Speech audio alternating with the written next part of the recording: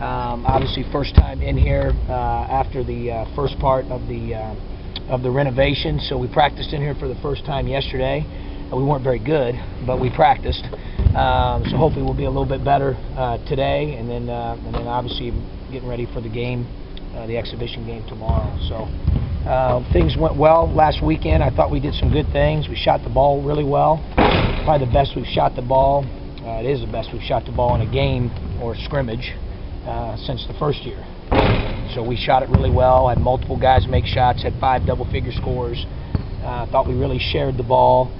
Defensively, I didn't think we were great. We were just okay. We got some things we've been working to clean up through film, yesterday's practice and today's practice. So, you know, our whole deal, and I told him this, was we wanted to be better when we played in the scrimmage against Dayton than we were in the orange and blue. I thought that we were, and then we want to be better tomorrow than we were in the scrimmage against Dayton. So we're looking forward to the opportunity to get back out here tomorrow and to play in here. I tell them all the time it's a privilege to, you know, be able to walk onto this court and play in this building, and I think there's a little bit of excitement certainly with our guys both yesterday and today because of that. How was your communication Sunday with Ahmad? You know, I know that's something you've been It was good, about. tough. I still want more out of him. I wanted to do it in a more convicted way with a lot of presence. He's come a long way, but still, you know, still can do that consistently better. And but the great thing about him is he's a great kid, and he wants to do it. It's just trying to get someone to do something outside of their wheelhouse or their comfort zone. And I'll give him a lot of credit. He's been very open-minded to that. I think the team has really encouraged him with that part of being vocal, in particular the big fella. So he's, you know, I think that kind of gives him, you know, it's one thing when a coach is asking you to do it. It's another thing with someone who has the credibility of Nana, you know, barking at you to do it. So I think that part's been good. We've seen some improvement there, but he still can be more consistent with it. What did you see out of Kendrick in scrimmage? I thought it was good. You know, we've been working hard to, you know, obviously to manage his minutes. Our goal, our point-blank goal has been to have him able to play as much as we want him to play on November the 14th. I mean, that's been the bottom line. You know, tomorrow, you know, I'm not sure if he's going to go tomorrow. I mean, we'll see. I'm going to gauge it with practice today.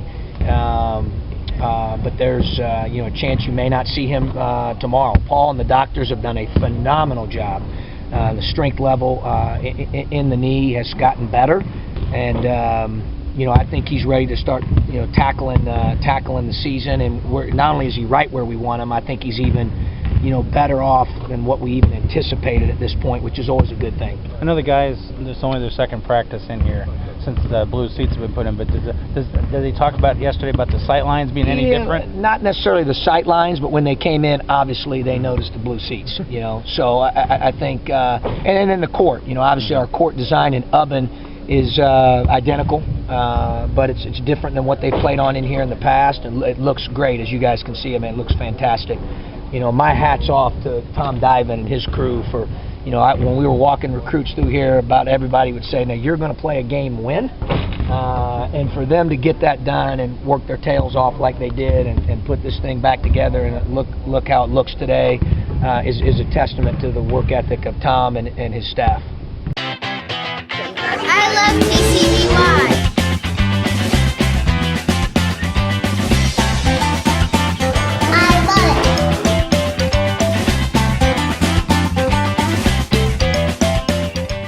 John, can you clarify the NCAA restriction on the publicity of this Dayton game? Because you're obviously freely talking about it. Is it okay now that it's over? Yeah, it's okay after. You know, prior we're not allowed to say, you know, a whole lot, if anything at all, Rob. But, you know, you can certainly mention it or talk about it after it's finished. Who was your best player? Was there somebody that just blew your mind and like, whoa, that guy? No, I mean, not necessarily. You know, the biggest thing that stood out to me was, you know, the way we made shots offensively. I thought was good. I thought we had some really good offensive possessions. Defensively, I think when our half-court defense was set, we were pretty good. We ran into too many screens, made some errors there that we're working to clean up. How many possessions did you have on offense? I don't know what the total was, Rob, because it was a 40-minute scrimmage, and then we had some running clock segments after that, so several, more than you would normally have in a normal 40-minute game. And in a deal like that, you're looking to see how you compete, too, because you're playing against a quality no opponent. question. I mean, tomorrow you can get away with some things that you couldn't against that? Did you see Yeah, that? no question. I thought it was great. You know, they're really well coached. You know, they've got good personnel. A lot of those guys have played in the Elite Eight last year in the NCAA tournament. And, you know, so we saw some size, we saw athleticism, we saw length. We went against different things. That's the great thing about doing a scrimmage. I mean, we were able to work press offense, press defense, inbound offense, inbound defense, you know, execution, you know, all kinds of different things. As Arch and I had dialogue throughout the scrimmage, you know, hey, what do you want to see here? You know, what do you want to see? You know, how can I help you? I mean, that's the whole purpose of it, is to get better and to improve and to learn from a situation like that. And, you know, I hope he certainly feels like that we were able to help him do that, because they certainly were able to help us. You made 15 threes? Something like that. John, what do you want to get out of rotations and mixing guys together tomorrow? You know, we did that a little bit over the weekend. You know, we'll do some of that tomorrow. You know, at this stage, it's a little different, Jeremy, than the first 2 years. And don't get me wrong, we'll sub fairly liberally tomorrow. Maybe not quite as much so as we did my first 2 years, because we've got 11 guys returned. Their roles have already been identified individually and in front of the team. So they've got a good idea of what I expect from each one of them. So we're at a little bit different place than we were the last 2 years at this juncture. What are you seeing behind Nana? Those guys competing for that 5 spot? You know, I've seen flashes of guys playing well, and then I've seen flashes of guys not being consistent enough. You know, right now, if we're playing a real game today, those guys would have to get it done by committee. You know, it reminds me a little bit of a friend and really good coach at Akron, you know, Keith Dambrot. He used to play a ton of guys at those positions, and whichever guy was playing well that night would stick. And you know, right now, you know, fortunately or unfortunately, depending on how you look at it, fortunately is we got more depth there. You know, but I would like to see 1 or 2 of those guys emerge with a little bit more consistency. Mary Ann's Diner, home of the world-famous Diner Stack, now has a 3rd location next to Cranard Center in Urbana. The same fast, friendly service, the same free Wi-Fi, and the same great food, all right in the middle of campus town. Now, no matter where you are, there's a Mary Ann's nearby, anytime, day or night. Mary Ann's Diner, down home cooking with small town prices. Who's on that committee? Who's that? Yeah, it's Maverick, that's Colbert, that's Finke. Is Finke pushing for playing time? Sure, yeah. Yeah, he's not going to lay down. Did you make a firm statement about Finke playing this year? I mean, is it definite that he will play?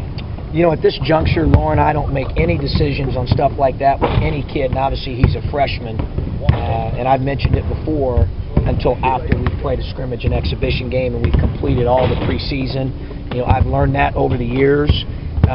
You know, I do think, you know, I've always had a general rule in my mind that if after watching preseason practice and a kid, I watch him, like, wow, he's going to be really good, then I ask myself the question, do I think that he's going to get in every game?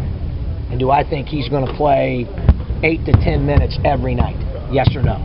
And obviously we'll get together as a staff and determine that with all of our freshmen or guys that are eligible to redshirt, not just freshmen, and see if that's in their best interest. We haven't had that luxury the first 2 years because of a lack of depth.